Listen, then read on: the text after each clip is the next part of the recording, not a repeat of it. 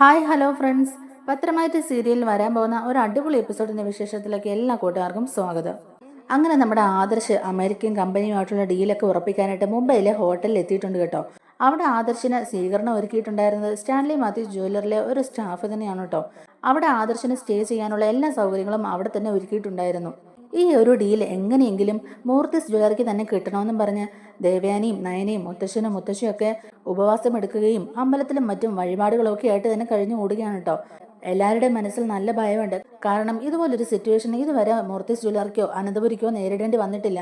ഈ ഒരു ഡീല് അവർക്ക് അനുകൂലമായി അവർക്ക് തന്നെ കിട്ടുമോ, അതോ ഇനി ഏൻ ജ്വല്ലറിക്കാർ കൊണ്ടുപോകുമോ എന്നൊക്കെ ഓർത്തിട്ട് അനന്തപുരിയിലുള്ള എല്ലാവർക്കും തന്നെ നല്ല വിഷമാവുന്നുണ്ട്. എന്നാൽ നവ്യയും ജലജയും അഭിയും അവന്തികയൊക്കെയും ആഗ്രഹിക്കുന്നത് ഈ ഒരു ഡീല് ഏൻ ജ്വല്ലറിക്കാർക്ക് തന്നെ കിട്ടണമെന്നാണ്. അഭിയും ജലജയും നവ്യൊക്കെ അനന്തപുരിയുടെ തകർച്ച ആഗ്രഹിച്ചിരിക്കുന്നവരാണല്ലോ. അത് തന്നെയല്ല, നവ്യ ഇപ്പൊ ഏൻ ജ്വല്ലറിയുടെ മോഡലാണല്ലോ. അടുത്ത 2 വർഷത്തേക്ക് അവരുടെ പരസ്യങ്ങളെല്ലാം തന്നെ നവ്യ ആയിരിക്കുമല്ലോ അഭിനയിക്കുന്നത്. അതുകൊണ്ട് തന്നെ ഈ പ്രോജക്റ്റ് അവർക്ക് കിട്ടണമെന്നാണ് നവ്യ ഉൾപ്പെടെ അഭിയും ജലജ എല്ലാം ആഗ്രഹിക്കുന്നത്. എന്നാൽ ഏൻ ജ്വല്ലറിയുടെ MD സ്വന്തം അച്ഛനാണെന്നുള്ള കാര്യം നമ്മുടെ അവന്തികയ്ക്ക് അറിയാം. അതുകൊണ്ട് തന്നെ അച്ഛൻ്റെ ആഗ്രഹം നടക്കണം. മൂർത്തിസ് ജ്വല്ലറിയെക്കാളും ഏൻ ജ്വല്ലറി തന്നെ മുന്നിൽ വരണം. എൻ്റെ അച്ഛനെ മൂർത്തിസ് ജ്വല്ലറിയിൽ നിന്നും അനന്തപുരിയിൽ നിന്നൊക്കെ അടിച്ചിറക്കിയപ്പോൾ അച്ഛൻ എന്തുമാത്രം വേദനിച്ചിട്ടുണ്ടാകും. ആ ഒരു വേദനയ്ക്ക് ഇവരും അറിയണം, അനുഭവിക്കണം. അതുകൊണ്ട് തന്നെ മൂർത്തിസ് ജ്വല്ലറിയുടെ പതനമാണ് അവന്തികയും ആഗ്രഹിക്കുന്നത്. അങ്ങനെ ഇതിൻ്റെയൊക്കെ പിന്നിൽ അവന്തികയുടെയും നാഗേന്ദ്രൻ്റെയും കളികൾ ഉണ്ടെന്നുള്ളത് മനസ്സിലാക്കാതെയാണ് അനന്തപുരിയിലുള്ള ഓരോരുത്തരും ഇരിക്കുന്നത്. എന്നാൽ അതേ സമയത്ത് തന്നെ അഭിയും ജലജയൊക്കെ ഒരു പാഠം പഠിപ്പിക്കാനും നവ്യനെ പറഞ്ഞു തിരുത്തുന്നതിനും ഒക്കെ വേണ്ടിയിട്ട് തന്നെ കനക അനന്തപുരിയിലേക്ക് എത്തുന്നുണ്ട് കേട്ടോ. കനക ജലജ അഭിയൊക്കെ ഇട്ട് വട്ടം കറക്കാൻ നോക്കുന്നുണ്ടെങ്കിലും ചില സമയത്തൊക്കെ നവ്യയുടെ മുമ്പിൽ ഒന്നും ചെയ്യാൻ പറ്റാത്ത അവസ്ഥ ഉണ്ടാവുന്നുണ്ട്.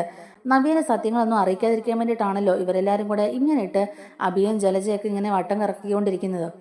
നവ്യ സത്യങ്ങളൊക്കെ അറിഞ്ഞാൽ ഇവിടെ പലതും സംഭവിക്കും. അതുകൊണ്ട് നവ്യനെ സത്യങ്ങൾ അറിയിക്കാതിരിക്കാനായിട്ടാണ് ഇവരൊക്കെ ഈ കിടന്ന് കളിക്കുന്നതും. ഏൻ ജ്വല്ലറിയുടെ പരസ്യങ്ങളിലേക്ക് അഭിനയിക്കാൻ നവ്യനെ ചൂടുപിടിപ്പിച്ച് വിടുന്നത് അഭിയും ജലജയും ആണെന്നുള്ളത് മനസ്സിലാക്കിയിട്ടാണ് കനക ഇവരോട് ഇങ്ങനെ പെരുമാറുന്നതും. എന്നാൽ കനക അങ്ങോട്ടേക്ക് വന്നതോ അഭിയും ജലജ ഇങ്ങനെ കുറ്റപ്പെടുത്തി സംസാരിക്കുന്നതും അവരെ ഇട്ട് പണി എടുപ്പിക്കുന്ന ഒന്നും തന്നെ നമ്മുടെ നവ്യക്ക് ഒട്ടും ഇഷ്ടപ്പെടുന്നില്ല കേട്ടോ. അത് കനകയുടെ മുഖത്ത് നോക്കി പറയുന്നുമുണ്ട്. നവ്യ മാത്രമല്ല, അഭിയും ജലജയൊക്കെ പ്രാർത്ഥിക്കുന്നത് ഏൻ ജ്വല്ലറിക്ക് തന്നെ ഈ ഒരു ഡീല് കിട്ടണമെന്ന് തന്നെയാണ് കേട്ടോ. അതേസമയത്ത് നമ്മുടെ അവന്തികയ്ക്കാണെങ്കിലും നല്ല ടെൻഷൻ ആവുന്നുണ്ട്. നാളത്തെ ഈ ഒരു ഡീല് ഏൻ ജ്വല്ലറിക്ക് തന്നെ കിട്ടുമോ, അതോ ഇനി അത് മൂർത്തിസ് ജ്വല്ലറി തന്നെ കരസ്ഥമാക്കുമോ എന്നൊക്കെയുള്ള ഒരു സംശയം നമ്മുടെ അവന്തികയുടെ മനസ്സിൽ നന്നായിട്ടുണ്ട്. അവന്തിക എന്നിട്ട് നേരെ നാഗേന്ദ്രനെ വിളിക്കുകയാണ് കേട്ടോ. ആ സമയത്ത് അവന്തികയുടെ ആ ഒരു ടെൻഷനും ആ ഒരു വിഷമമൊക്കെ കാണുമ്പോഴേക്കും നാഗേന്ദ്രൻ പറയുന്നുണ്ട്, മോൾ അതൊന്നും ഓർത്ത് വിഷമിക്കേണ്ട. അച്ഛൻ എല്ലാ കാര്യങ്ങളും അവിടെ സെറ്റാക്കി വെച്ചിരിക്കുകയാണ്. ഈ ഒരു ഡീൽ നമുക്ക് തന്നെ കിട്ടും. മോൾ അതൊന്നും ഓർത്ത് വിഷമിക്കേണ്ട. അമേരിക്കൻ കമ്പനിയുടെ ഡീലൊക്കെ ഉറപ്പിച്ച് സന്തോഷത്തോടെ തിരിച്ചു വരുന്ന ആദർശനെ ആയിരിക്കും അവരൊക്കെ പ്രതീക്ഷിച്ചിരിക്കുന്നത്. എന്നാൽ സംഭവിക്കാൻ പോകുന്നത് നേരെ തിരിച്ചാ മോളെ. കരഞ്ഞു കലങ്ങിയ കണ്ണുകളുമായിട്ടായിരിക്കും അവൻ ആ അനന്തപുരിയുടെ പടി ചവിട്ടാൻ പോകുന്നത്. അത് കണ്ട് മൂർത്തിയും അവന്റെ ഭാര്യയും അതുപോലെ അനന്തപുരിയിൽ അവനെ സ്നേഹിക്കുന്ന ഓരോരുത്തരും അവനെ കുറ്റപ്പെടുത്തി തന്നെ സംസാരിക്കും. അധികം വൈകാതെ തന്നെ കമ്പനിയുടെ MD സ്ഥാനത്തുനിന്ന് അവനെ തീർപ്പിച്ചിരിക്കും. മൂർത്തിയുടെ സ്വഭാവം എനിക്ക് നന്നായിട്ട് അറിയാം. ബിസിനസ്സിൽ ഒരു തകർച്ച ഉണ്ടായാൽ അതിന് കാരണക്കാരായവരെ പിന്നെ ആ കമ്പനിയിൽ വെച്ച് പൊറപ്പിക്കില്ല. അതുകൊണ്ട് മിക്കവാറും ആദർശനെ ആ കമ്പനിയിൽ നിന്ന് തന്നെ അടിച്ചിറക്കാൻ സാധ്യതയുണ്ട് മോളെ എന്നൊക്കെ പറയുകയാണ് കേട്ടോ. അപ്പോഴേക്കും നമ്മുടെ അവന്തിക പറയുന്നുണ്ട്, അങ്ങനെയാണെങ്കിൽ നല്ലത്. അഭിയേട്ടൻ എന്തോ ഒരു തിരുമാറി കാണിച്ചെന്നും പറഞ്ഞ അഭിയേട്ടനെ ഇപ്പൊ കമ്പനിയുടെ പരിസരത്ത് പോലും അടുപ്പിക്കാത്തത്. ഇപ്പൊ മര്യാദയ്ക്ക് ഒരു ജോലി പോലും ഇല്ലാതെ അഭിയേട്ടൻ ഇവിടെ നിൽക്കുന്നത്. ആ അവസരം മുതലാക്കിയിട്ടാണ് ഇവിടെ ഉള്ള എല്ലാവരും അഭിയേട്ടനെയും അമ്മയും കൊണ്ട് ഇത്രയൊക്കെ പണികളൊക്കെ ചെയ്യിക്കുന്നത്. അത് കാണുമ്പോൾ എനിക്ക് നല്ല വിഷമമൊക്കെ ആവുന്നുണ്ട്. പിന്നെന്ത് ചെയ്യാനാച്ചാ, ഇപ്പൊ തൽക്കാലം ഇതൊക്കെ മറച്ചു വെക്കണമെന്ന് അച്ഛൻ തന്നെയല്ലേ പറഞ്ഞത്. അതുകൊണ്ട് മാത്രമാണ് ഞാനിത് ക്ഷമിച്ചിരിക്കുന്നത്. ഏൻ ജ്വല്ലറിയുടെ MD അച്ഛനാണെന്നറിഞ്ഞ അഭിയേട്ടനും അമ്മയ്ക്കും ഒക്കെ നല്ല സന്തോഷമാവും, എനിക്കറിയാം. അതിനെ അധികം വൈകാതെ തന്നെ ഇവിടെയുള്ള എല്ലാവരെയും അറിയിക്കണം അച്ഛാ. എന്തിനിങ്ങനെ മറച്ചു വെച്ചുകൊണ്ടിരിക്കുന്നത്? മൂർത്തിസ് ജ്വല്ലറിയുടെ പതനം സംഭവിച്ചു കഴിയുമ്പോഴേക്കും അച്ഛൻ രംഗത്ത് എത്തണമെന്നൊക്കെ തന്നെ നമ്മുടെ അവന്തിക പറയുകയാണ്. അപ്പോഴേക്കും നാഗേന്ദ്രനും പറയുന്നുണ്ട്, അതിനിപ്പോൾ എന്താ മോളെ, എന്തായാലും ഈ ഒരു ഡീല് നമുക്ക് കിട്ടിക്കഴിഞ്ഞാൽ തന്നെ മൂർത്തിസ് ജ്വല്ലറിയുടെ തകർച്ച ആരംഭിച്ചു കഴിഞ്ഞു. ഇനി അങ്ങോട്ടേക്ക് ഉള്ള ഷെയറും കൂടെ ഇടിഞ്ഞു പൊക്കോളും. അതുപോലെ തന്നെ ബിസിനസ്സിലും വൻ ഇടിവ് സംഭവിക്കും. പിന്നെ നമ്മുടെ ഒപ്പം എത്താൻ അവർ ഒരുപാട് ബുദ്ധിമുട്ടേണ്ടി വരും. അന്നേരമായിരിക്കും മൂർത്തി നാഗേന്ദ്രന്റെ ശരിക്കുള്ള സ്വഭാവം മനസ്സിലാക്കാൻ പോകുന്നത്. അത് അയാൾക്ക് സഹിക്കാൻ പറ്റുന്നതിന്റെ അപ്പുറമായിരിക്കും മോളെ എന്നും പറഞ്ഞ് തന്നെ നാഗേന്ദ്രൻ ഭയങ്കര സന്തോഷത്തിൽ ഇങ്ങനെ അട്ടഹസിച്ച് ചിരിക്കുകയാണ് കേട്ടോ.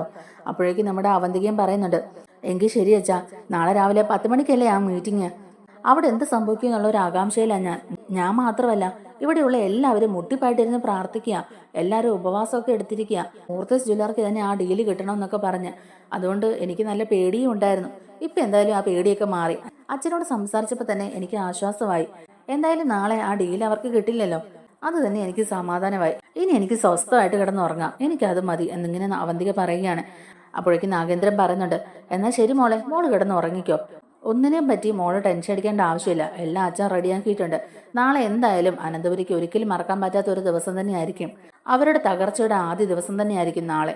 ഇനി അങ്ങോട്ടേക്ക് ഓരോ ദിവസം ചെല്ലും തോറും മൂർത്തീസ് ജ്വല്ലറി ഇടിഞ്ഞിടിഞ്ഞ് അവസാനം മൂർത്തീസ് ജ്വല്ലറി അടച്ചു പൂട്ടേണ്ട അവസ്ഥ വരെ ഉണ്ടാകും മോളെ.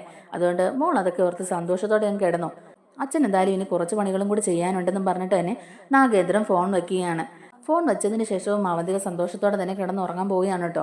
കാരണം എന്തായാലും നാളെ ആദർശിന് ആ ഡീല് സ്വന്തമാക്കാൻ പറ്റില്ലല്ലോ, അത് മതി എന്നുള്ളൊരു ആശ്വാസത്തിലാണ് കേട്ടോ അവന്തികയും. എന്നാൽ ആദർശും നയനയും ദേവയാനിയും ഒക്കെ തീ തിന്ന് നടക്കുകയാണ്. അങ്ങനെ ആദർശിന് ഒരു ഹോട്ടലിലാണല്ലോ അക്കോമഡേഷൻ റെഡിയാക്കിയിട്ടുള്ളത്. അങ്ങനെ ആദർശും നാളത്തെ മീറ്റിങ്ങിന് വേണ്ടിയിട്ടുള്ള കാര്യങ്ങളെല്ലാം തന്നെ പ്രിപ്പയർ ചെയ്തുകൊണ്ടിരിക്കുകയാണ് കേട്ടോ. എല്ലാ പ്രസന്റേഷനുകളും അതുപോലെ തന്നെ ഡിസൈൻസും എല്ലാ കാര്യങ്ങളും തന്നെ എല്ലാം അറേഞ്ച് ചെയ്ത് വെച്ചുകൊണ്ടൊക്കെ ഇരിക്കുകയായിരിക്കും. ആ ഒരു സമയത്ത് അങ്ങോട്ടേക്ക് ആദർശിനെ കുടിക്കാനുള്ള ജ്യൂസും ഒക്കെ ആയിട്ട് ആദർശ് നേരത്തെ ഹോട്ടലിലേക്ക് വന്നപ്പോഴേക്കും സ്വീകരിച്ച ആ ഒരു സ്റ്റാഫ് ഉണ്ടല്ലോ, സ്റ്റാലിൻ മാത്യൂസ് ജ്വല്ലറിയുടെ ഒരു സ്റ്റാഫ്, ആ സ്റ്റാഫ് തന്നെയാണ് കേട്ടോ ആദർശിനുള്ള ജ്യൂസുമായിട്ട് വരുന്നത്. അങ്ങനെ ആ ജ്യൂസും കൊണ്ട് ആ പെണ്ണങ്ങോട്ടേക്ക് വരുമ്പോഴേക്കും ആദർശ് പറയുന്നുണ്ട്, ഇയാൾ തന്നെ വരണമെന്നില്ലായിരുന്നു, ഞാൻ റൂം ബോയോട് പറഞ്ഞായിരുന്നല്ലോ എന്നിങ്ങനെ പറയുമ്പോഴേക്കും ആ സ്റ്റാഫ് പറയുന്നുണ്ട്, അത് സാരമില്ല സാർ, ഞാനിത് കൊണ്ടുവന്നതേ ഉള്ളൂ, ഇനി സാറിന് വേറെ എന്തെങ്കിലും ആവശ്യമുണ്ടോ എന്ന് അറിയാനും കൂടിയിട്ടാണ് ഞാൻ വന്നതെന്ന് പറയുമ്പോഴേക്കും ആദർശ് പറയുന്നുണ്ട്, ഇല്ല തൽക്കാലം എനിക്ക് വേറൊന്നും വേണ്ട, എന്തായാലും എനിക്ക് നല്ല യാത്രാക്ഷീണമുണ്ട്, അതുകൊണ്ട് ഞാനൊന്ന് റെസ്റ്റ് എടുക്കാൻ പോവുക, രാവിലെ നേരത്തെ എഴുന്നേക്കണം എന്നൊക്കെ പറയുന്നുണ്ട് കേട്ടോ. അപ്പോഴേക്കും ആ സ്റ്റാഫ് പറയുന്നുണ്ട്, സാറിന് വേണമെങ്കിൽ രാവിലെ ഞാൻ വിളിക്കാം എന്നൊക്കെ. ആദർശ് പറയുന്നുണ്ട്, അതിൻ്റെ ആവശ്യമില്ല, ഞാൻ റൂം ബോയോട് പറഞ്ഞിട്ടുണ്ടായിരുന്നു, അഥവാ ഇനി ഞാൻ രാവിലെ എഴുന്നേറ്റില്ലെങ്കിൽ എന്നെ ഒന്ന് വിളിച്ചു വിടണമെന്ന് പറഞ്ഞിട്ടുണ്ടായിരുന്നു. എന്തായാലും ഞാൻ അലാറം വെക്കുന്നുണ്ട്, അതുകൊണ്ട് അതിൻ്റെ ഒന്നും ആവശ്യം വരില്ലായിരിക്കും. പിന്നെ നാളത്തെ മീറ്റിംഗ് എന്ന് പറഞ്ഞാൽ അത്രത്തോളം ഇമ്പോർട്ടൻ്റ് ആയിട്ടുള്ളൊരു മീറ്റിംഗ് അല്ലേ, അതുകൊണ്ട് എന്തായാലും രാവിലെ നേരത്തെ തന്നെ എഴുന്നേക്കണം, ഞാൻ ഇപ്പോൾ തന്നെ കിടക്കും എന്നൊക്കെ ആദർശ് പറയുന്നുണ്ട്. അപ്പോൾ ആ സ്റ്റാഫും പറയുന്നുണ്ട്, എങ്കിൽ ശരി സാർ, എന്നാൽ രാവിലെ നമുക്ക് മീറ്റ് ചെയ്യാം എന്നൊക്കെ പറഞ്ഞിട്ട് തന്നെ ആ സ്റ്റാഫ് ആ ജ്യൂസ് അവിടെ വെച്ചിട്ട് പോവുകയാണ് കേട്ടോ. ആ സ്റ്റാഫ് അവിടെ നിന്ന് പോയതിനു ശേഷം ആദർശിൻ്റെ ഫോണിലേക്ക് നയനെ വിളിക്കുകയാണ്. നയനെ വിളിച്ചിട്ട് ആദർശിൻ്റെ കാര്യങ്ങളൊക്കെ അന്വേഷിക്കുന്നുണ്ട്, ഫുഡ് കഴിച്ചോ മരുന്ന് കഴിച്ചോ എന്നൊക്കെ ചോദിക്കുകയാണ് കേട്ടോ.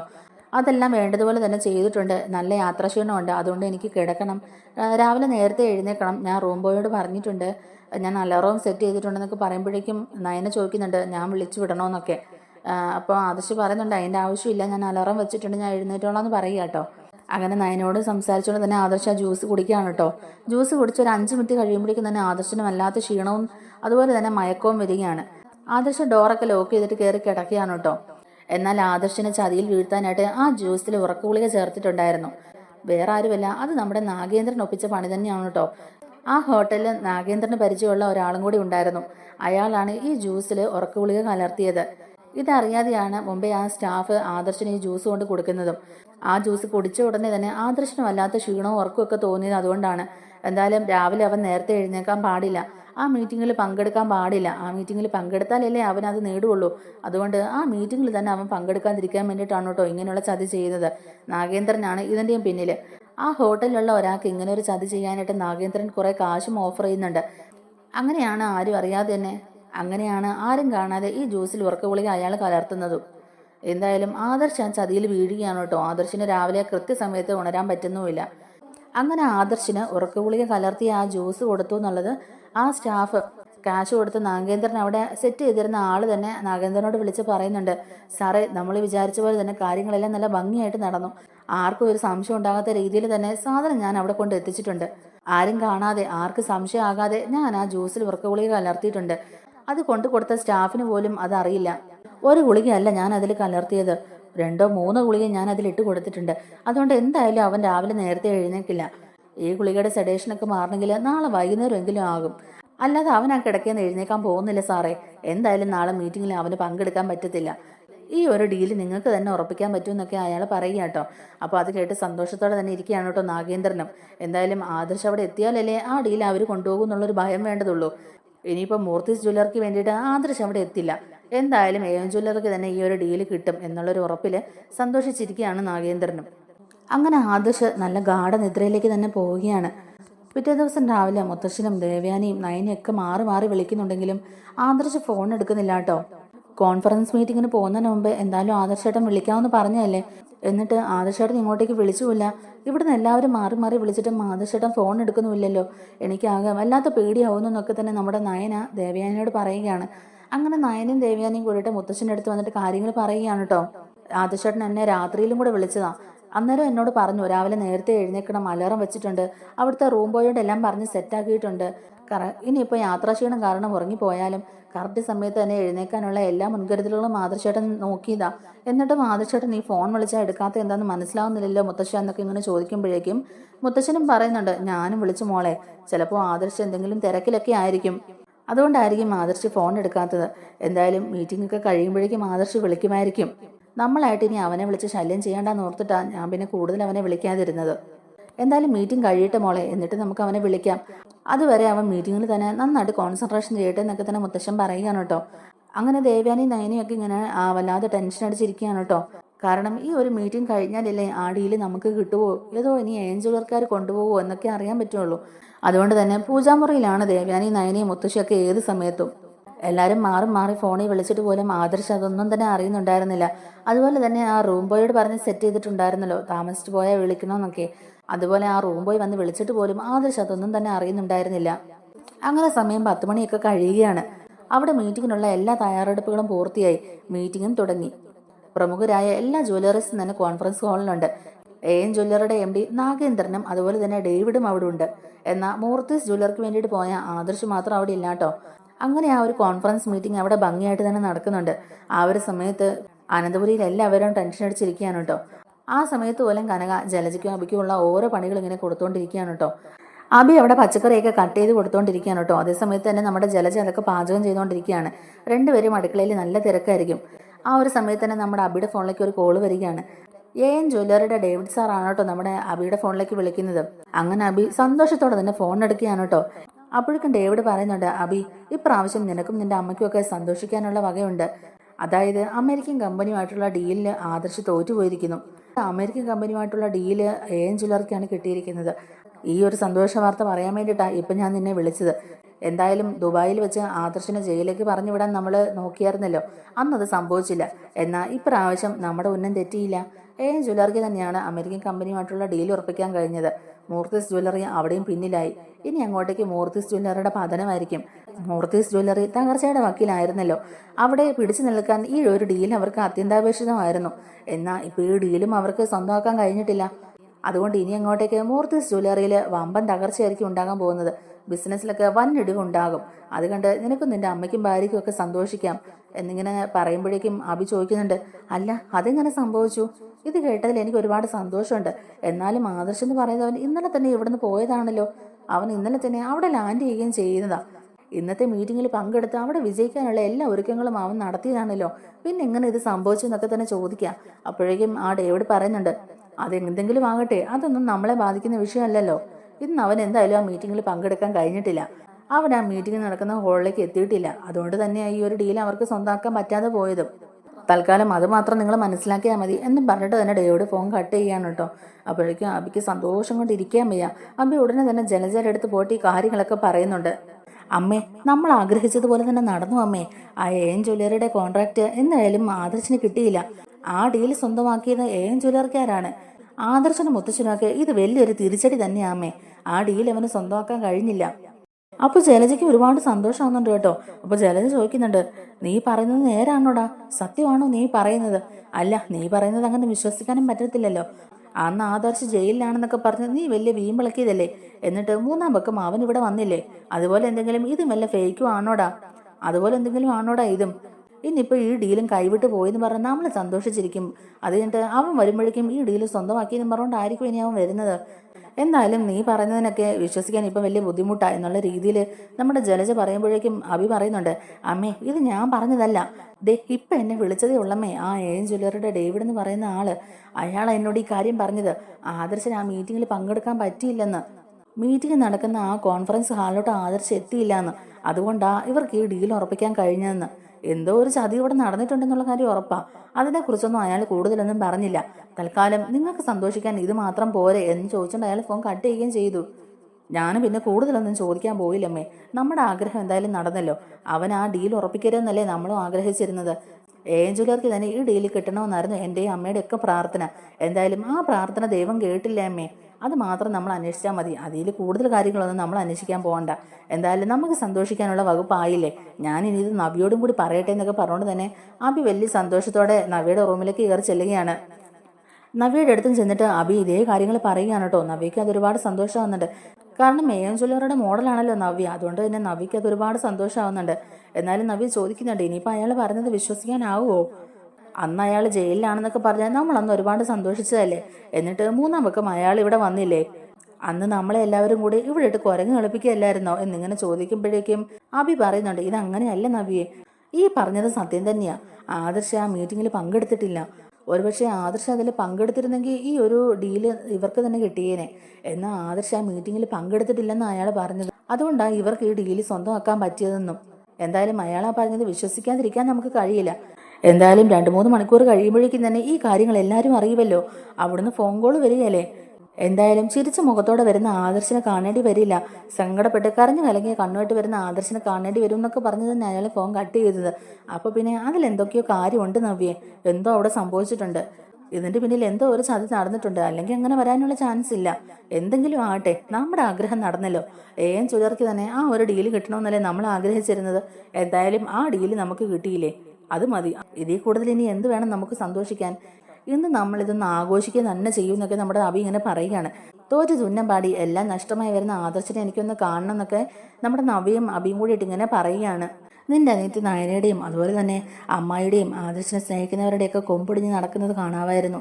എന്തൊക്കെയായിരുന്നു, ആദർശനെ അങ്ങ് പൊക്കി പൊക്കി തലയെ വെച്ചുകൊണ്ടല്ലായിരുന്നു എല്ലാവരും നടന്നുകൊണ്ടിരുന്നത്.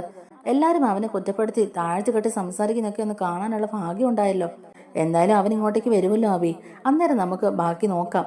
എന്തായാലും ഇത് നമുക്ക് അയാളെ താറടിക്കാൻ കിട്ടിയ ഒരു അവസരം തന്നെയെന്നൊക്കെ നവ്യം പറയുകയാണ്. അങ്ങനെ അവർ വലിയ സന്തോഷത്തിലാണ് കേട്ടോ. അതേസമയത്ത് തന്നെ മുത്തശ്ശനും ദേവയാനിയും നയനയും ആദർശും ജയനും ഒക്കെ വലിയ വിഷമത്തിലാണ്. എല്ലാവരും മാറി മാറി ആദർശിനെ ഫോൺ വിളിക്കാൻ നോക്കുന്നുണ്ട്. ആദർശിന്റെ ഫോണിൽ ബെല്ലടിച്ച് കട്ടാകുന്നല്ലാണ്ട് ഒരു റെസ്പോൺസും ഇല്ല കേട്ടോ. അതുപോലെ വൈകുന്നേരം 5 മണിയൊക്കെ ആകാറായിട്ടുണ്ട് കേട്ടോ സമയം. അവസാനം ആദർശിന്റെ ഫോൺ സ്വിച്ച് ഓഫ് ആവുകയാണ്. ഇത്ര നേരമായിട്ട് ആദർശിന്റെ ഒരു വിവരവും അറിയാതെ വന്നപ്പോഴേക്കും എല്ലാവർക്കും അത് പേടിയാവുന്നുണ്ട്. അങ്ങനെ അധികം വൈകാതെ തന്നെ നാഗേന്ദ്രൻ അവന്തികയെ വിളിച്ചിട്ട് കാര്യം പറയുന്നുണ്ട്. അവന്തികയ്ക്കാണെങ്കിൽ ഇത് കേട്ടിട്ട് ഒരുപാട് സന്തോഷമാവുന്നുണ്ട് കേട്ടോ. നാഗേന്ദ്രൻ പറയുന്നുണ്ട്, ഞാൻ പറഞ്ഞില്ലേ മോളെ, ഇപ്പൊ എങ്ങനെയുണ്ട്? അവൻ അവിടെ പെട്ടുപോയത് മോള് കണ്ടില്ലേ? അവൻ ആ കോൺഫറൻസ് മീറ്റിങ്ങിൽ എത്താൻ സാധിച്ചില്ല. എന്തായാലും അമേരിക്കൻ കമ്പനിയുടെ ഈ ഒരു പ്രോജക്റ്റ് നമുക്ക് തന്നെയല്ലേ ഇപ്പൊ കിട്ടിയത്. ഇനി അങ്ങോട്ടേക്ക് വെച്ചടി നമുക്ക് കയറ്റുമായിരിക്കും. മൂർത്തീസ് ജ്വല്ലറിയുടെ എല്ലാ ഷെയറും ഇടിയും. ബിസിനസ്സിൽ വൻ ഇടിവ് സംഭവിക്കും. ഇനി അങ്ങോട്ടേക്ക് മൂർത്തിയുടെ കൊച്ചുമക്കളൊക്കെ അനുഭവിക്കാൻ കിടക്കുന്നതേ ഉള്ളൂ എന്നൊക്കെ പറഞ്ഞ് രണ്ടുപേരും ഭയങ്കര സന്തോഷത്തിലാണ് കേട്ടോ. അവന്തിക പറയുന്നുണ്ട്, അച്ഛനെ ഞാൻ സമ്മതിച്ചിരിക്കുന്നു. അച്ഛൻ ഇന്നലെ രാത്രി എന്നെ വിളിച്ചിട്ട് വെച്ചപ്പോൾ പോലും എനിക്ക് ചെറിയൊരു ടെൻഷൻ ഉണ്ടായിരുന്നു. എന്നാൽ ഇപ്പം എനിക്ക് ഭയങ്കര സന്തോഷമായി അച്ഛാ. ഈ ഒരു നിമിഷത്തിന് വേണ്ടിയിട്ടാണ് ഞാൻ കാത്തിരുന്നത് തന്നെ. ഇനി അങ്ങോട്ടേക്ക് കേരളത്തിലും ഗൾഫിലും എല്ലാം നമ്മുടെ ജ്വല്ലറി തന്നെ ആയിരിക്കുമല്ലേ അച്ഛാ നമ്പർ 1 എന്നിങ്ങനെ നമ്മുടെ അവന്തിക ചോദിക്കുമ്പോഴേക്കും നാഗേന്ദ്രൻ പറയുന്നുണ്ട്, എന്താ മോളെ അതിലിപ്പോൾ ഇത്ര സംശയം? ഇനി അങ്ങോട്ടേക്ക് കേരളത്തിനകത്തും പുറത്തുമൊക്കെ നമ്മൾ തന്നെ ആയിരിക്കും നമ്പർ 1. വിദേശ രാജ്യങ്ങളിലൊക്കെ നമ്മൾ തന്നെ ആയിരിക്കും ടോപ്പില്. ഇനിയിപ്പോൾ നമ്മുടെ ഒപ്പം എത്താൻ അവർ കുറേ അധികം ബുദ്ധിമുട്ടേണ്ടി വരും മോളെ. അനന്തമൂർത്തിയെ മക്കളെയും കാത്തിരിക്കുന്ന വൻ തിരിച്ചടിയാ മോളെ. ഇതിവിടം കൊണ്ടൊന്നും അവസാനിച്ചിട്ടില്ല മോളെ. ഇനിയും ഒരുപാട് കളികളുണ്ട്.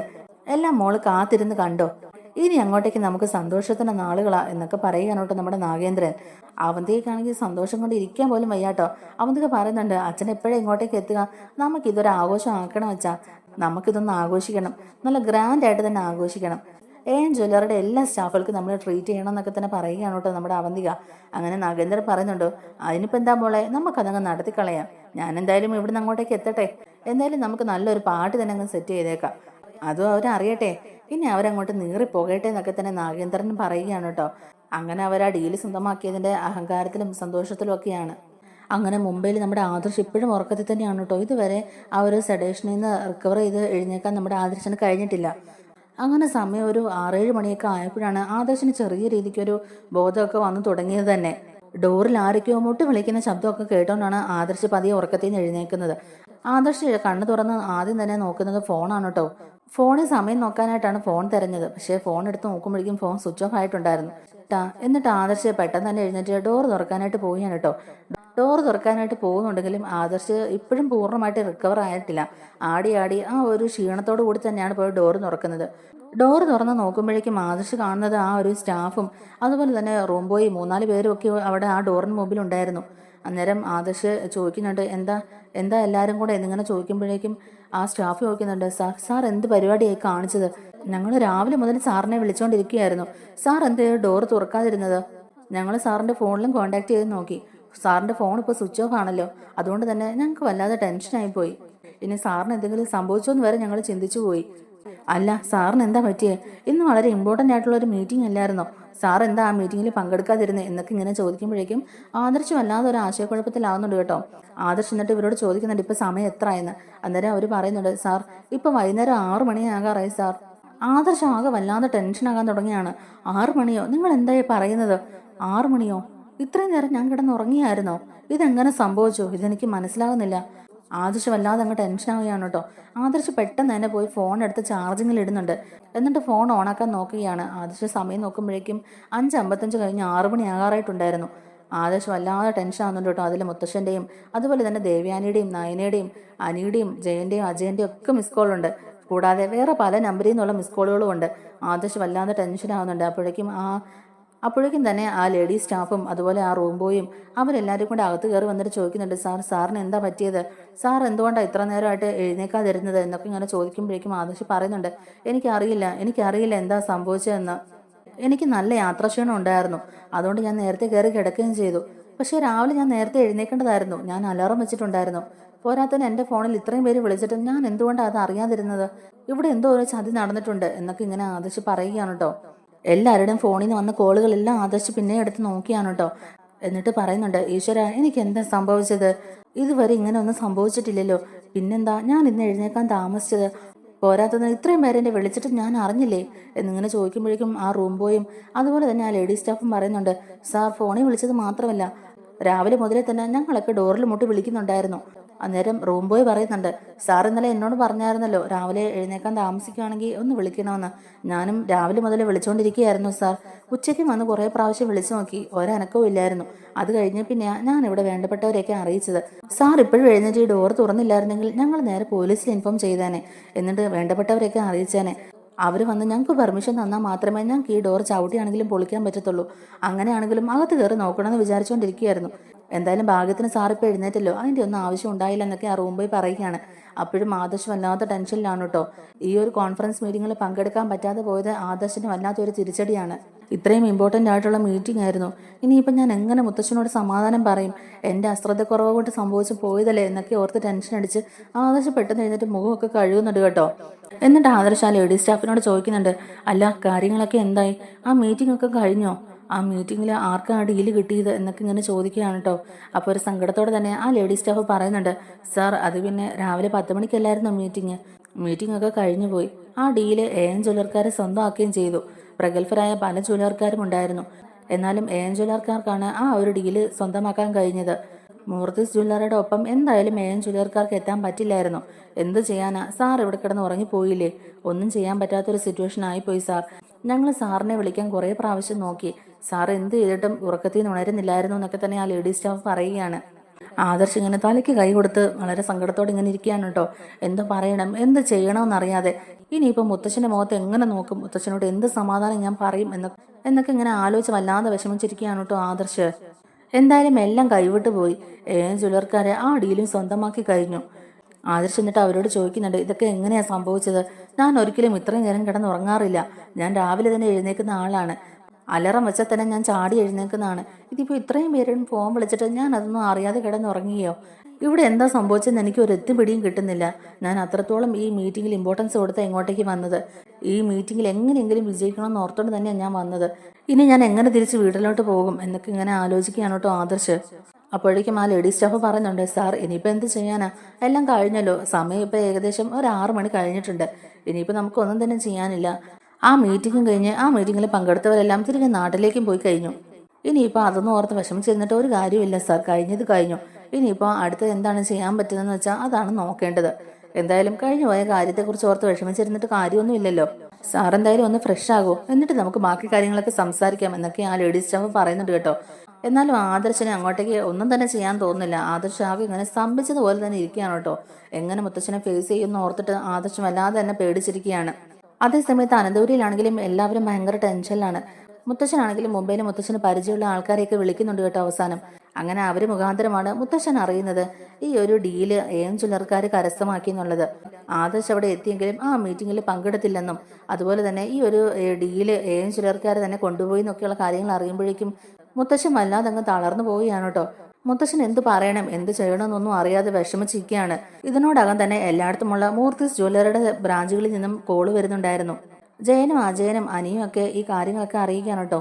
ഈ ഒരു ഡീല് ജ്വല്ലർക്കാർ സ്വന്തമാക്കി എന്നുള്ളത് ബാക്കിയുള്ളവർ പറഞ്ഞു തന്നെ ഇവരെല്ലാവരും തന്നെ മനസ്സിലാക്കുകയാണ്. അങ്ങനെ എല്ലാവരും കാര്യങ്ങൾ മനസ്സിലാക്കുമ്പോഴേക്കും ജലജയ്ക്കും അബിക്കും നവ്യക്കും ഒക്കെ ഒരുപാട് സന്തോഷമാകുന്നുണ്ട്. എന്നാൽ ഇപ്രാവശ്യം നമുക്ക് നിരാശപ്പെടേണ്ടി വന്നില്ല അമ്മേ. അയാൾ പറഞ്ഞത് സത്യം തന്നെയായിരുന്നു. ആദർശ് ആ മീറ്റിങ്ങിൽ പങ്കെടുക്കാൻ പോയില്ല. അയാൾ റൂമിൽ കിടന്ന് ഉറങ്ങിയായിരുന്നു. അയാളുടെ അനാസ്ഥ കൊണ്ട് മാത്രമാണ് ഈ ഒരു ഡീല് നമുക്ക് കിട്ടാതെ പോയെന്നൊക്കെ തന്നെ ജലജയോട് പറയുന്നുണ്ട്. അങ്ങനെ അവർ ഈ ഡീല് ജ്വല്ലർക്ക് തന്നെ കിട്ടി, മൂർത്തിസ് ജ്വല്ലർക്ക് കിട്ടിയില്ല എന്നൊക്കെയുള്ള രീതിയിൽ സന്തോഷിച്ചിരിക്കുകയാണ്. അങ്ങനെ അനന്തപുരം തറവാട് ഒരു മരണവീട് പോലെ ആയിരിക്കുകയാണ് കേട്ടോ. എല്ലാവരുടെയും മുഖത്ത് ഭയങ്കര വിഷമമാണ്. ആദർശാണെങ്കിലും പെട്ടെന്ന് തന്നെ നാട്ടിലേക്ക് തിരിച്ചു വരാനുള്ള ഫ്ലൈറ്റും ബുക്ക് ചെയ്ത് കഴിഞ്ഞു. അങ്ങനെ അന്ന് രാത്രി തന്നെ ആദർശ് മുംബൈയിൽ നിന്ന് നാട്ടിലേക്ക് തിരിച്ചു വരികയാണ് കേട്ടോ. അതേസമയത്ത് ഹാളിലിരുന്ന് എല്ലാവരും ഇങ്ങനെ സംസാരിച്ചുകൊണ്ടിരിക്കുകയാണ് കേട്ടോ. ജലജ അബിയും നവ്യൊക്കെ ഇതറിഞ്ഞ് സന്തോഷിച്ചിരിക്കുകയാണെന്നുള്ളത് അവിടെ എല്ലാവർക്കും അറിയാമല്ലോ. എന്നാൽ മുത്തശ്ശനും മുത്തശ്ശിയും ദേവാനിയും നയനയും ജയനും അജയനും അനിയും ഒക്കെ അവിടെ ഇരിപ്പുണ്ട് കേട്ടോ. എല്ലാവർക്കും ഭയങ്കര സങ്കടം തന്നെയാണ് കേട്ടോ. കാരണം ഇങ്ങനെ ഒരു തിരിച്ചടി ഉണ്ടാവുമെന്ന് ഒരിക്കലും പ്രതീക്ഷിച്ചതല്ലല്ലോ. അതുപോലെ തന്നെ ആ ഒരു ഡീൽ എങ്ങനെയും സ്വന്തമാക്കാൻ മുത്തശ്ശനെ കൊണ്ട് ചെയ്യാൻ പറ്റുന്നതല്ല മുത്തശ്ശൻ അവിടെ ചെയ്തിട്ടുണ്ടായിരുന്നു. എന്നിട്ടും ആദർശന്റെ ഭാഗത്തുനിന്നുണ്ടായ ഈ ഒരു മിസ്റ്റേക്ക് കാരണമാണ് ആ ഡീല് നമ്മുടെ കൈവിട്ട് പോയെന്നുള്ളത് മുത്തശ്ശന് നല്ല ദേഷ്യം ഉണ്ടാക്കിയിട്ടുണ്ട്. മുത്തശ്ശൻ എന്നിട്ട് അജയനോടും ജയനോടും അനിയോടും ഒക്കെ ആയിട്ട് തന്നെ പറയുന്നുണ്ട്, അവനെ വിശ്വസിച്ചതാ ഞാൻ ചെയ്തു പോയ തെറ്റ്. ഈ ഡീലിൽ ഞാൻ തന്നെ അങ്ങ് പോയാൽ മതിയായിരുന്നു. അന്ന് ദുബായിൽ വെച്ച് ഇതുപോലൊരു പ്രതിസന്ധി ഉണ്ടായപ്പോൾ അവന് വേണ്ട എല്ലാ സഹായവും ചെയ്തത് ഞാനായിരുന്നു. എന്നിട്ട് അവനെ ജയിലിൽ കയറ്റാതെ സുരക്ഷിതമായിട്ട് ഞാൻ നാട്ടിലേക്ക് തിരിച്ചെത്തിക്കുകയും ചെയ്തു. അങ്ങനെയുള്ള സാഹചര്യത്തിൽ ഇവിടെയെങ്കിലും അവൻ ഇച്ചിരി ഉത്തരവാദിത്വം കാണിക്കേണ്ടതല്ലായിരുന്നോ? ഇപ്പോഴത്തെ നമ്മുടെ കമ്പനിയുടെ അവസ്ഥയിൽ ഈ ഒരു ഡീല് നമുക്ക് എത്രത്തോളം ഇമ്പോർട്ടൻ്റ് ആയിരുന്നു എന്നുള്ളത് അവന് അറിയാവുന്ന കാര്യമല്ലേ. ഈ ഒരു ഡീല് നമുക്ക് തന്നെ കിട്ടാൻ വേണ്ടിയിട്ട് ഞാൻ എന്നെക്കൊണ്ട് പറ്റുന്ന എല്ലാ കാര്യങ്ങളും ഞാൻ അവിടെ ചെയ്തിട്ടുണ്ടായിരുന്നു.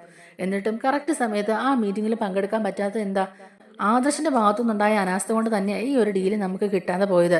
ഇനി അങ്ങോട്ടേക്ക് വീണ്ടും നമ്മുടെ ഷെയറൊക്കെ ഇടിയും, ബിസിനസ്സിൽ തകർച്ച ഉണ്ടാകും, വൻ തിരിച്ചടി ആയിരിക്കും നമുക്കുണ്ടാവുക. ഗൾഫിൽ മാത്രമല്ല ഇനിയിപ്പോൾ കേരളത്തിലും ജ്വല്ലർക്കാർ തന്നെയായിരിക്കും ഒന്നാം സ്ഥാനത്ത്. എന്തായാലും ആദർശിന്റെ ഭാഗത്തുനിന്ന് ഇങ്ങനെ ഒരു അനാസ്ഥ ഉണ്ടാവുമെന്ന് ഞാൻ ഒരിക്കലും കരുതിയില്ല. അവനെ ഞാൻ വിശ്വസിച്ചു പോയി. അതാണ് ഞാൻ ചെയ്ത തെറ്റ്. അപ്പനപ്പൂപ്പന്മാരുടെ കാലം മുതലേ എന്തുമാത്രം കഷ്ടപ്പെട്ടാണ് മൂർത്തിസ് ജ്വല്ലറിയെ ഇത്രത്തോളം എത്തിച്ചെന്നുള്ളത് എല്ലാവർക്കും അറിയാവുന്ന കാര്യമല്ലേ. എന്നിട്ടും ഇപ്പം മൂർത്തിസ് ജ്വല്ലറി തകർച്ചയുടെ വാക്കിലാണ്. മൂർത്തിസ് ജ്വല്ലറിയുടെ ചരിത്രത്തിൽ ഇതുവരെ ഇങ്ങനൊരു പ്രതിസന്ധിയിൽ കൂടെ കടന്നു പോകേണ്ടതായിട്ട് വന്നിട്ടില്ല. മൂർത്തിസ് ഗ്രൂപ്പിന്റെ എല്ലാ കാര്യങ്ങളും ആദർശ് നല്ലവണ്ണം നോക്കിയും കണ്ടും ചെയ്യും എന്നൊക്കെയുള്ളൊരു വിശ്വാസം അവനിൽ ഉണ്ടായിരുന്നുകൊണ്ടാണ് എല്ലാം ഞാൻ അവനെ ഏൽപ്പിച്ചത്. എന്നിട്ടും ഇങ്ങനെയൊക്കെ സംഭവിക്കുമെന്ന് ഞാൻ ഒരിക്കലും വിചാരിച്ചല്ലോ. എല്ലാം എൻ്റെ തെറ്റ് മാത്രമാ എന്നൊക്കെ തന്നെ മുത്തശ്ശൻ ഭയങ്കര ദേഷ്യത്തിൽ പറയുകയാണ് കേട്ടോ. അപ്പോഴേക്കും ജയനും അജയനും പറയുന്നുണ്ട്, അത് പിന്നെ അച്ഛ ആദർശനെ നമുക്കറിയാമല്ലോ, അവൻ ഒരിക്കലും അങ്ങനെ ചെയ്യുന്നതല്ല. ഇവിടെ എന്തോ ഒരു ചതി നടന്നിട്ടുണ്ട്, അത് ഉറപ്പാ. ആരോ കരുതി കൂട്ടി ഇതുപോലൊരു ചതിയിൽ കൊണ്ട് എത്തിച്ചതായിരിക്കും എന്നൊക്കെ നമ്മുടെ ജയനും അജയനും ഒക്കെ പറയാൻ ശ്രമിക്കുന്നുണ്ടെങ്കിലും മുത്തശ്ശന്റെ ദേഷ്യം അങ്ങോട്ടേക്ക് അടങ്ങുന്നില്ല കേട്ടോ. അപ്പോഴേക്കും അജയൻ പറയുന്നുണ്ട്, ആദർശം എന്തായാലും ഉടനെ തന്നെ ഇങ്ങോട്ടേക്ക് എത്തും അച്ഛാ. അവനവിടെ നിന്ന് തിരിച്ച് ഫ്ലൈറ്റ് കയറി. ഇനി അധികം താമസമൊന്നുമില്ല, ആദർശം പെട്ടെന്ന് തന്നെ ഇവിടെ എത്തും. അവനോട് തന്നെ കാര്യങ്ങളൊക്കെ ചോദിച്ച് മനസ്സിലാക്കാന്നൊക്കെ അജയൻ പറയുകയാണ് കേട്ടോ. അപ്പോഴേക്കും ദേവയാനയും നയനയൊക്കെ വല്ലാതെ വിഷമിച്ചിരിക്കുകയാണ്. അപ്പോഴേക്കും അനിയും പറയുന്നുണ്ട്, ആദർശേട്ടൻ ഒരിക്കലും അങ്ങനെയൊന്നും ചെയ്യേണ്ടതല്ല മുത്തശ്ശ. ആദർശേട്ടൻ ഒരിക്കലും അങ്ങനെയുള്ള തെറ്റുകളൊന്നും ചെയ്യില്ല. നമുക്കറിയാവുന്നല്ലേ ആദർശേട്ടനെ. ഈ ഒരു ഡീല് നമുക്ക് തന്നെ നേടിയെടുക്കാൻ വേണ്ടിയിട്ട് ആദർശേട്ടൻ ഒരുപാട് ബുദ്ധിമുട്ടിയതാ. ഇതിലെന്തോ ഒരു ചതി നടന്നിട്ടുണ്ട് മുത്തശ്ശ, അതെനിക്ക് ഉറപ്പാ. അവിടെ എന്തോ സംഭവിച്ചിട്ടുണ്ട്, അതെന്താന്നുള്ളത് നമുക്കിനി കണ്ടുപിടിക്കണം. ഇതിന്റെ പിന്നിൽ ഇനി ജ്വല്ലർക്കാരുടെ കൈകളുണ്ടോന്നും എനിക്ക് സംശയമുണ്ടെന്നൊക്കെ അനി പറയുക കേട്ടോ. അപ്പോഴും മുത്തശ്ശൻ നല്ല ദേഷ്യത്തിലായതുകൊണ്ട് മുത്തശ്ശൻ അതിന് അഭിപ്രായം ഒന്നും പറയുന്നില്ല. ആ ഒരു സമയത്ത് തന്നെ ആദർശം അങ്ങോട്ടേക്ക് വരികയാണ് കേട്ടോ. ആദർശം അങ്ങോട്ടേക്ക് വരുമ്പോഴേക്കും തന്നെ എല്ലാവരും വളരെ സങ്കടപ്പെട്ട് എഴുന്നേറ്റ് നിൽക്കുകയാണ് കേട്ടോ. ആദർശം അങ്ങോട്ടേക്ക് വന്ന പാടെ തന്നെ മുത്തശ്ശാന്ന് വിളിച്ചുകൊണ്ടാണ് വരുന്നത്. മുത്തശ്ശൻ ഉടനെ ചോദിക്കുന്നുണ്ട്, എന്താ ഞാൻ ഈ കേട്ടതൊക്കെ? നിന്നെ ഒത്തിരി വിശ്വസിച്ചല്ലേ ഞാൻ അങ്ങോട്ടേക്ക് പറഞ്ഞു വിട്ടത്, എന്നിട്ട് നീ എല്ലാം കുളമാക്കിയിട്ടാണോ തിരിച്ചു വരുന്നത്? ആദർശ് പറയുന്നുണ്ട്, മുത്തശ്ശ എന്താ സംഭവിച്ചെന്നുള്ളത് എനിക്കറിയില്ല. ഞാൻ ആ മീറ്റിങ്ങിൽ പോകാനുള്ള എല്ലാ തയ്യാറെടുപ്പുകളും നടത്തിയതായിരുന്നു. എല്ലാം പ്രസന്റേഷനും ഡിസ്റ്റൻസും എല്ലാ കാര്യങ്ങളും ഞാൻ റെഡിയാക്കി വെച്ചതായിരുന്നു. പക്ഷേ എന്താ അവിടെ പിന്നെ സംഭവിച്ചതെന്ന് എനിക്ക് ഒരു ഓർമ്മയില്ല മുത്തശ്ശ. ഞാൻ ഉറങ്ങിപ്പോയി. എന്തോ എനിക്ക് വല്ലാത്ത ക്ഷീണം തോന്നി മുത്തശ്ശ. ഞാൻ കയറി കിടന്നു. പിന്നെ എനിക്ക് ഒന്നും തന്നെ ഓർമ്മയില്ല. പിന്നെ ഞാൻ കണ്ണു തുറന്ന് നോക്കുമ്പോഴേക്കും സമയം 6 മണിയായിട്ടുണ്ടായിരുന്നു. അവിടെ എന്താ സംഭവിച്ചതെന്നൊന്നും എനിക്ക് അറിയില്ല മുത്തശ്ശ. എങ്ങനെ ഞാൻ ഉറങ്ങിപ്പോയെന്നും എനിക്കറിയില്ല എന്നൊക്കെ ആദർശ് പറയുന്നുണ്ടെങ്കിലും മുത്തശ്ശൻ പറയുന്നുണ്ട്, വേണ്ട, ഇനി നീ കൂടുതലൊന്നും പറയണ്ട. എനിക്കിനി ഒന്നും തന്നെ കേൾക്കണമെന്നുമില്ല. നിന്നിൽ ഞാൻ അത്രത്തോളം വിശ്വസിച്ചിരുന്നു. എൻ്റെ വിശ്വാസമാണ് നീ ഇല്ലാതാക്കിയത്. അത് പിന്നെ മുത്തശ്ശൻ എൻ്റെ ഭാഗത്തു നിന്നുള്ളൊരു മിസ്റ്റേക്ക് കൊണ്ടല്ല ഇങ്ങനെയൊക്കെ സംഭവിച്ചെന്നൊക്കെ ആദർശ് പറയാൻ തുടങ്ങുമ്പോഴേക്കും മുത്തശ്ശൻ പറയുന്നുണ്ട്, വേണ്ട ഇനി നീ കൂടുതലൊന്നും പറയണ്ട എന്നും പറഞ്ഞുകൊണ്ട് തന്നെ ആദർശൻ്റെ മുഖത്തേക്ക് ആഞ്ഞൊരടി കൊടുക്കുന്നുണ്ട്. ഉറങ്ങിപ്പോയി പോലും അപ്പൻ അപ്പൂപ്പന്മാർ മുതൽ കഷ്ടപ്പെട്ട് ഉണ്ടാക്കിയ പ്രസ്ഥാനമായത്, ഞാൻ ചോര നീരാക്കി ഉണ്ടാക്കിയെടുത്ത സാമ്രാജ്യമായത്. ഒറ്റ നിമിഷം കൊണ്ട് അതെല്ലാം തകർത്തിട്ട് വന്നിട്ട് ന്യായം പറയുന്നോ നീ? ഈ ഒരു കമ്പനി ഇത്രയും വളർത്തി വലുതാക്കിയത് എത്രമാത്രം കഷ്ടപ്പെട്ടിട്ടാന്നുള്ളത് നിനക്ക് അറിയൂടാ എന്നൊക്കെ ചോദിച്ചുകൊണ്ട് തന്നെ മുത്തശ്ശൻ വല്ലാതെ ആദർശൻ്റെ അടുത്ത് ചൂടാകുന്നുണ്ട്. ആദർശാണെങ്കിലും ആകെപ്പാടെ വിഷമിച്ച് തന്നെ നിൽക്കുകയാണ് കേട്ടോ. ഇനിയിപ്പോൾ എന്ത് പറഞ്ഞാലും മുത്തശ്ശൻ അതൊന്നും അംഗീകരിക്കാൻ പോകുന്നില്ല എന്നുള്ളത് ആദർശന് മനസ്സിലായി. കാരണം തന്നെ അവിടെ ആരോ ചതിയിൽ പെടുത്തിയതാന്നുള്ള കാര്യമൊക്കെ പറഞ്ഞാലും മുത്തശ്ശൻ അതൊന്നും തന്നെ അംഗീകരിക്കാൻ പോണില്ല. ഇപ്പം തന്നെ അവിടെ നടന്ന എല്ലാ സംഭവങ്ങളും മുത്തശ്ശൻ അറിഞ്ഞിട്ടുണ്ട്. മുത്തശ്ശൻ പറയുന്നുണ്ട്, ഇപ്പം നിനക്ക് സമാധാനമായല്ലോ, ഇനിയിപ്പോൾ എല്ലായിടത്തും നമ്മൾ തോക്കാൻ പോവാ. ഗൾഫിലെ ബിസിനസ്സും തകർച്ചയുടെ വക്കില. ഇപ്പം ഇതേ കേരളത്തിലും അങ്ങനെ തന്നെ. ഇനിയിപ്പോൾ ജ്വല്ലറിക്കാരായിരിക്കും എല്ലാത്തിനും മുന്നിൽ. നമ്മുടെ പ്രൗഢിയും പ്രശസ്തിയും എല്ലാം ഇനി തകിടം മറിയും. ഇത്രയും വർഷം കൊണ്ട് ഞാൻ കെട്ടിപ്പടുത്ത സാമ്രാജ്യമൊക്കെ തകർന്നടിയാൻ പോവാ വസുന്ധരെ. ഇതിലും വലിയൊരു നാണക്കേട് ഇനി എനിക്ക് ഉണ്ടാകാനുണ്ടോ? ഈ വയസ്സാം കാലത്ത് ഇതൊക്കെ ഞാൻ അനുഭവിക്കണമെന്നാണല്ലോ എൻ്റെ വിധി എന്നൊക്കെ പറഞ്ഞ് മുത്തശ്ശൻ വല്ലാതെ അങ്ങ് വിഷമിച്ചവിടെ ഇരിക്കുകയാണ് കേട്ടോ. അപ്പോഴേക്കും മുത്തശ്ശനെ സമാധാനിപ്പിക്കുന്നുണ്ട്. ഇദ്ദേഹം എന്തൊക്കെയായി പറയുന്നത്? അങ്ങനെയൊന്നും നമ്മുടെ കമ്പനിക്ക് ഇടിവ് സംഭവിക്കില്ല. നമുക്കറിയാവുന്നതല്ലേ, നമ്മൾ നേരായ മാർഗത്തിൽ കൂടിയല്ലേ ബിസിനസ് ചെയ്യുന്നത്. അങ്ങനെയൊന്നും ഒരിക്കലും നമുക്കൊരു തകർച്ച ഉണ്ടാവില്ല. ഇദ്ദേഹം അതൊന്നും ഓർത്ത് വിഷമിക്കേണ്ട. ഇപ്പൊ ആദർശമാന്റെ ഭാഗത്തുനിന്ന് ഇങ്ങനെ ഒരു തെറ്റ് സംഭവിച്ചുകൊണ്ടല്ലേ നമുക്ക് ആ ഡീല് സ്വന്തമാക്കാൻ കഴിയാതെ പോയത്. ഇതല്ലെങ്കിൽ വേറൊരു ഡീല്. നമ്മൾ വിളിക്കുന്ന ദൈവങ്ങളൊന്നും നമ്മളെ കൈവിടില്ല. അതുകൊണ്ട് തന്നെ ഈ ഒരു പേരും പ്രശസ്തി ഒന്നും നഷ്ടമായില്ല. അതുകൊണ്ട് ഇദ്ദേഹം അതൊന്നും ഓർത്ത് വിഷമിക്കേണ്ട. എല്ലാം ശരിയാകും. നമ്മൾ അങ്ങനെ ഒന്നും തകർക്കാൻ ആർക്കും കഴിയില്ല എന്നൊക്കെ മുത്തശ്ശി സമാധാനിപ്പിക്കുകയാണ് കേട്ടോ മുത്തശ്ശനെ. അങ്ങനെ ആദർശ് മുത്തശ്ശിയോടാണെങ്കിലും അവിടെ നടന്ന കാര്യങ്ങളെല്ലാം പറയുന്നുണ്ട് കേട്ടോ. മുത്തശ്ശൻ ഒന്നും തന്നെ മിണ്ടത്തില്ല. മുത്തശ്ശൻ ആദർശനോട് ഇപ്പോഴും ദേഷ്യവും വെറുപ്പും തന്നെയാണ്. അങ്ങനെ മുത്തശ്ശിയോട് അവിടെ നടന്ന കാര്യങ്ങളൊക്കെ ആദർശ് പറയുന്നുണ്ട്. എൻ്റെ ഭാഗത്തുനിന്ന് ഒരു തെറ്റും സംഭവിച്ചിട്ടില്ല മുത്തശ്ശി, ഞാൻ അറിയാതെ ഉറങ്ങിപ്പോയതാണ്. അതെങ്ങനെ സംഭവിച്ചു എന്ന് പോലും എനിക്കറിയില്ല. അവിടെ വെച്ച് എല്ലാവരും എന്നെ മാറി മാറി വിളിച്ചു. എല്ലാവരും ഫോണിലും വിളിച്ചു, അലറം വെച്ചിട്ടുണ്ടായിരുന്നു. എന്നിട്ട് പോലും ഞാൻ അറിഞ്ഞില്ല. അവിടെ എന്നെ ചതിക്കാനായിട്ട് ആരോ മനഃപൂർവ്വം എന്തോ ചെയ്തതാണ് മുത്തശ്ശ. അല്ലാതെ എൻ്റെ ഭാഗത്തുനിന്ന് ഞാൻ മനഃപൂർവ്വം ഇങ്ങനെയൊന്നും ചെയ്തതല്ല എന്നൊക്കെ ആദർശ് പറയുന്നുണ്ടെങ്കിലും മുത്തശ്ശൻ കിടന്ന് അലറിയാണ് കേട്ടോ. ഇനി നീ ഒരക്ഷരം മിണ്ടരുത്. ഇത്രയൊക്കെ കാണിച്ചു കൂട്ടി വെച്ചിട്ട് ഇനി നീ പറയുന്ന ന്യായം കൂടെ കേൾക്കാൻ ഞാൻ അത്രയ്ക്ക് മണ്ടനൊന്നുമല്ല. അതുകൊണ്ട് നീ എൻ്റെ മുമ്പിൽ നിന്ന് മാറിപ്പൊക്കോ. ഇനി എൻ്റെ മുമ്പിൽ നീ വന്നു പോകരുന്നൊക്കെ പറഞ്ഞ് മുത്തശ്ശൻ കിടന്ന് അലറുകയാണ്. ആദർശാണെങ്കിലും വല്ലാത്ത വിഷമത്തോടെ കരഞ്ഞോണ്ട് തന്നെ റൂമിലോട്ട് പോവുകയാണ് കേട്ടോ. നയനയോട് ആദർശ് അവിടെ നടന്ന സംഭവങ്ങളെല്ലാം പറയുന്നുണ്ട് കേട്ടോ. ആ ഒരു ജ്യൂസ് കുടിച്ചേ പിന്നെയാണ് ഞാൻ ഉറങ്ങിപ്പോയതെന്നുള്ള കാര്യങ്ങളെല്ലാം ആദർശ് പറയുകയാണ്. അന്നേരം ആ നയന ആദർശിനെ സമാധാനിപ്പിക്കുകയാണ് കേട്ടോ. എന്തായാലും ആദർശമായിട്ടും വിഷമിക്കേണ്ട, ഇതിൻ്റെ പിന്നിൽ ആരോ കളിച്ചിട്ടുണ്ടെന്നുള്ള കാര്യം നമുക്കിപ്പോൾ ബോധ്യമായല്ലോ. അതുകൊണ്ട് നമുക്കത് എന്തായാലും കണ്ടുപിടിക്കാം. മിക്കവാറും ജ്വല്ലറിക്കാരുടെ തന്നെ എന്തെങ്കിലും കളികളായിരിക്കും ഇതെന്നൊക്കെ നമ്മുടെ നയന പറഞ്ഞ് ആശ്വസിപ്പിക്കുകയാണ്. മുത്തശ്ശൻ തല്ലിയതിൽ ഒരുപാട് വിഷമമായിട്ടോ ആദർശ് ആ കാര്യം പറഞ്ഞ് തന്നെ കരയുന്നുണ്ട്. നയനയും ദേവയാനിയും അനിയും ഒക്കെ നമ്മുടെ ആദർശിനെ സമാധാനിപ്പിക്കുകയാണ് കേട്ടോ. എന്തായാലും ഈ കാര്യങ്ങളൊക്കെ ഒരു മാറ്റം ഉണ്ടാവും ആദർശേട്ടാ. ഇതിൻ്റെ പിന്നിൽ ആരെ കളിച്ചെന്നൊക്കെയുള്ളത് നമ്മൾ കണ്ടുപിടിക്കും. നമ്മുടെ ബിസിനസ് ഇനിയും മുന്നോട്ട് തന്നെ പോകും. നമ്മുടെ ബിസിനസ്സിന് ഒരു തകർച്ച ഉണ്ടാകാൻ ഞങ്ങൾ സമ്മതിക്കില്ല എന്നൊക്കെ തന്നെ നമ്മുടെ അനിയും അതുപോലെ നയനയൊക്കെ പറയുന്നുണ്ട്. അങ്ങനെ ഈ ഒരു ചതിക്ക് പിന്നിൽ ആരൊക്കെയുണ്ടെന്നുള്ളത് കണ്ടുപിടിക്കാനായിട്ട് അനിയും നന്ദുവും മുന്നിട്ടിറങ്ങുകയാണ്. ജ്വല്ലറിയുടെ MD ആരാണെന്നുള്ളത് ഇപ്പോഴും വ്യക്തമായിട്ട് അറിയില്ലല്ലോ. അതുകൊണ്ട് തന്നെ ജ്വല്ലറിയെ ചുറ്റിപ്പറ്റി തന്നെ നമ്മുടെ നന്ദുവും അനിയൊക്കെ ഒരു അന്വേഷണം നടത്തുന്നുണ്ട്. അതുപോലെ തന്നെ ആദർശും ഇതിൻ്റെ പിന്നിൽ ആരൊക്കെ പ്രവർത്തിച്ചെന്നൊക്കെ കണ്ടുപിടിക്കാനായിട്ട് മുന്നിട്ടിറങ്ങുകയാണ് കേട്ടോ. എല്ലാവരും ഒറ്റക്കെട്ടായിട്ട് നിന്ന് ജ്വല്ലറിയെ തകർക്കാനുള്ള ശ്രമത്തിലാണ്. അതുപോലെ അതേസമയത്ത് ജ്വല്ലറിയുടെ ഈ നേട്ടങ്ങളൊക്കെ കണ്ട് സന്തോഷിച്ചിരിക്കുകയാണ് അബിയും ജലജയും നവ്യയും അതുപോലെ തന്നെ അവന്തികയും. എന്തായാലും ഇനി അങ്ങോട്ടേക്ക് ജ്വല്ലറിയുടെ MD നാഗേന്ദ്രനാണെന്നുള്ള കാര്യങ്ങളൊക്കെ നമ്മുടെ മുത്തശ്ശൻ തിരിച്ചറിയുന്നുണ്ട്. ആ ഒരു എപ്പിസോഡൊക്കെ ഇനി ആ ഒരു എപ്പിസോഡ്സൊക്കെ ആയിരിക്കട്ടോ ഇനി നെക്സ്റ്റ് വരാൻ പോകുന്നത്. നമ്മുടെ വീഡിയോ ഇഷ്ടമായിട്ടുണ്ടെങ്കിൽ ഒന്ന് ലൈക്ക് ചെയ്യാനും അതുപോലെ തന്നെ ചാനലിലൂടെ ഒന്ന് സബ്സ്ക്രൈബ്